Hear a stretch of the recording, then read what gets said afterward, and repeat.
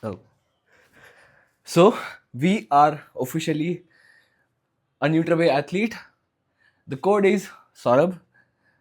Make sure you use it. Why is this so awkward? मैंने ये पहली बार मैं पहली ऑब्वियसली पहली बार कर रहा हूँ बट ऐसे इन्फ्लुएंसर्स को देखा हुआ है बहुत बार बोलते हुए and they are very comfortable. पता नहीं मेरे को थोड़ा सा ऑड लग रहा है but it feels good. Nice. Hello and welcome back to yet another episode. Hope you guys are doing awesome out there. So, yes, we are competing again. So, this video is basically about two topics जो मैं cover करने वाला हूँ. One is कि मेरा next competition है और जो मैंने पिछले competition में गलतियाँ की थी, गलती तो नहीं थी, बहुत सारी गलतियाँ, उसके बारे में डिस्कस करूँगा. एंड दूसरा is दूसरा क्या है?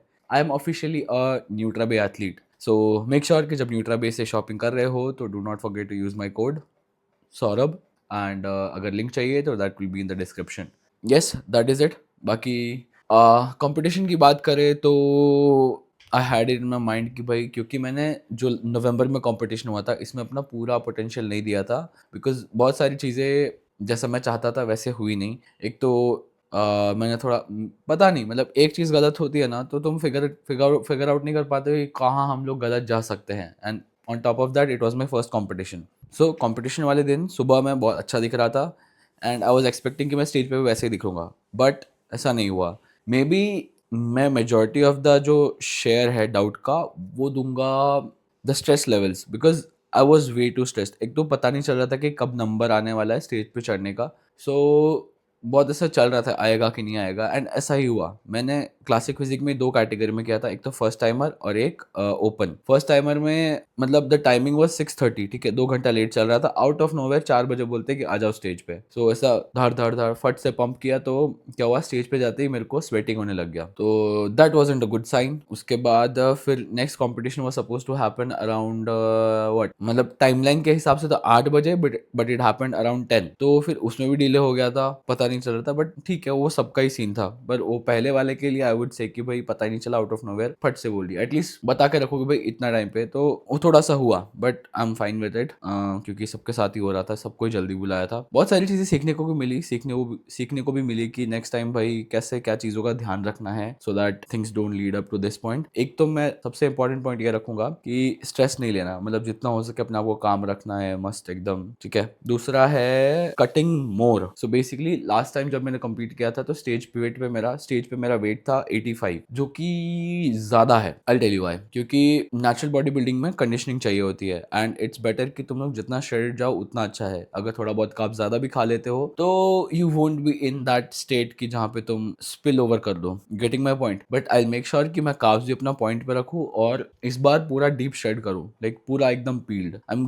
Hopping to go 5 kgs below my last stage weight but let's see चीजें मेरे फेवर में जाती है कि नहीं. सो यही था. बाकी अगर कुछ क्वेश्चन हो regarding fitness and nutrition do let me know in the comments. बाकी जिम चलते हैं. ये है न्यूट्रा बे का गोल्ड कॉन्सेंट्रेट वे. इसके एक सर्विंग स्कूप में तुम्हें मिलता है 25 grams of protein with added digestive enzymes for faster and higher absorption. अभी के लिए मेरा फेवरेट फ्लेवर है मलाई कुल्फी और बेस्ट टेस्ट के लिए use around 250 ml of water with 1 scoop. इसको खरीदने के लिए visit Nutrabay and don't forget to use my coupon code Saurabh at the checkout for extra discounts.